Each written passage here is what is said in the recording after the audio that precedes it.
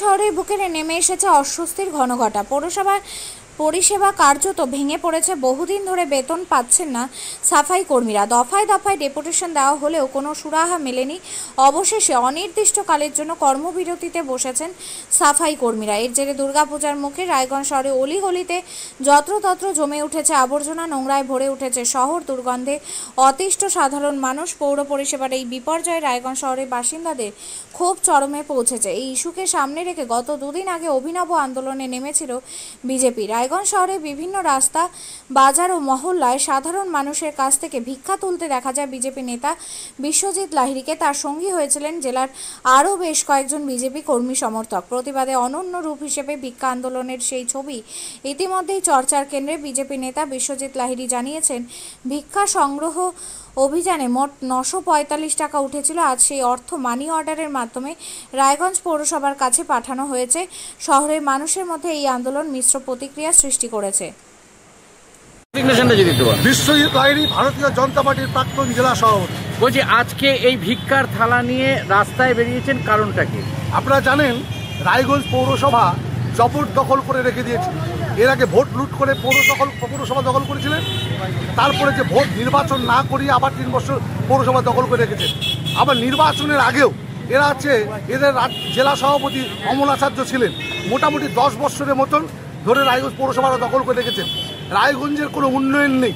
রায়গঞ্জের ড্রেনেজ ব্যবস্থা ধ্বংস হয়ে গিয়েছে। এখানে রাস্তা ভাঙছে ঘটছে। দুর্গাপূজার আগে প্রশাসক বলেছিলেন রাস্তা ঝাঁ চকচকা হবে। রাস্তা ঝাঁ চকচকা করতে পারেনি। এখন রাস্তাগুলো যেমন তেমনই রয়েছে, আর মানুষ চলাফেরা করতে পারে না। রায়গঞ্জে দুর্গাপূজা, কালকে হচ্ছে মহালয়া। আপনারা সারা রায়গঞ্জ শহর ঘুরে দেখুন, জঞ্জালের স্তূপে ভর্তি, পচা দুর্গন্ধ ছড়াচ্ছে, পরিষ্কার করতে ব্যর্থ। কারণ হচ্ছে তারা সাফাই কর্মীদেরকে মাইনে দিচ্ছেন না, আর তারপর তারাও আন্দোলন করছে। কালকে হাইকোর্ট রুল জারি করছে পৌরসভার বিরুদ্ধে। কারণ কি, ঠিকাদারের টাকা দেয়নি 80 লাখ টাকা, তার ফলে রুল জারি করে বলছে অবিলম্বে টাকা দিতে হবে। তা আজকে এই টাকা গেল কোথায়? এই 80 লক্ষ টাকা সাফাই কর্মীদের টাকা থেকে শুরু করে 2 কোটি টাকার মতো টাকা পৌরসভা আত্মসাৎ করেছে, নিজেদের পকেটস্থ করেছে। তার প্রতিবাদে আমরা পৌরসভা যে বিকল হয়ে গেছে, পৌরসভা অচল, মাইনে দিতে পারছে না, মানুষের কাছে আবেদন করছি যে আপনারা ভিক্ষা দিন, পৌরসভাকে বাঁচান। বিধায়ক সম্বন্ধে একটু আগে যে বক্তব্য আপনি রাখছিলেন, যে বিধায়ক বলেছে যে ঝাঁ চকচকে রায়গঞ্জ করার জন্য, কয়েকদিন আগে বিধায়ক বৃষ্টির জল দেখতে বেরিয়েছিলেন, তাতে তাকে ভৎসনা করা হয়েছে। কি বলবেন এই ব্যাপারে? এখন এটা ভৎসনা করছে না, ড্রামা করছে, বোঝা মুশকিল আছে। কারণ হচ্ছে যে বিধায়কের অফিসের সামনে জঞ্জালে ভর্তি। কেন? বিধায়ক তো দরকার বলছে যে আমি টাকা দিচ্ছি। টাকা যখন দিচ্ছি তাহলে ওনার এমএলএ ফান্ড থেকে পৌরসভাকে টাকা দিয়ে দিক, যে সাফাই কর্মীদেরকে মাইনে দিক, দিয়ে সাফাই কার্য করুক। কিন্তু ঘটনা হচ্ছে যে বিধায়কের মাঝে মাঝে শুভবুদ্ধি উদয় হয়, প্রতিবাদ করে, কিন্তু উনি তো ওই পার্টিরই বিধায়ক, ওই পার্টির পৌর প্রশাসক। তাহলে উনি প্রতিবাদ করবে কি করে? ওনাদের মধ্যে গোষ্ঠী কোন্দল চলছে, আর গোষ্ঠী কোন্দল এটা চেয়ে।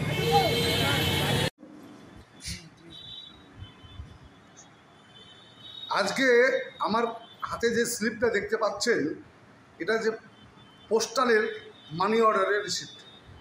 আপনারা জানেন, 2 দিন পূর্বে আমরা রায়গঞ্জ শহরে পৌরসভার যে জঞ্জালযুক্ত পৌরসভা, পচা দুর্গন্ধ ছড়াচ্ছে, যে পরিষ্কার পরিচ্ছন্নতা দিতে ব্যর্থ হয়ে গেছে পৌরসভা, আর সেই পৌরসভার বিরুদ্ধে আন্দোলন করার জন্য, এবং কি সাফাই কর্মীদেরকে যে 3 মাস ধরে তাদের মাইনে দিচ্ছেন না, পেনশনভোগীরা মাইনে পাচ্ছেন না, তাদের দুর্ভোগ যে চলছে সেই নিয়ে সচেতন করার জন্য জনগণের কাছে আমরা ভিক্ষা আন্দোলন শুরু করেছিলাম। তো সেই ভিক্ষা আন্দোলনে 835 টাকা ভিক্ষা উঠেছিল, আর সেই ভিক্ষার পয়সা আজকে আমরা পোস্টালের মাধ্যমে রায়গঞ্জ পৌরসভার কাছে মানিয়ে করলাম, আর তার রিসিপ্টটা আমার কাছে আছে। আর এতেও যদি পৌরসভা 2-1 দিনের মধ্যে যদি সাফাই কার্য না করে, তাহলে আমাদের আরও বৃহত্তর আন্দোলন আমরা খারাপ করব। আপনিও কি মুরগি প্রতিপালন করে আর্থিক লাভের মুখ দেখতে চান? হরেক রকম প্রজাতির মুরগির শাবক লালন পালন করে বিক্রয় করে লাভবান হতে পারবেন খুব সহজেই।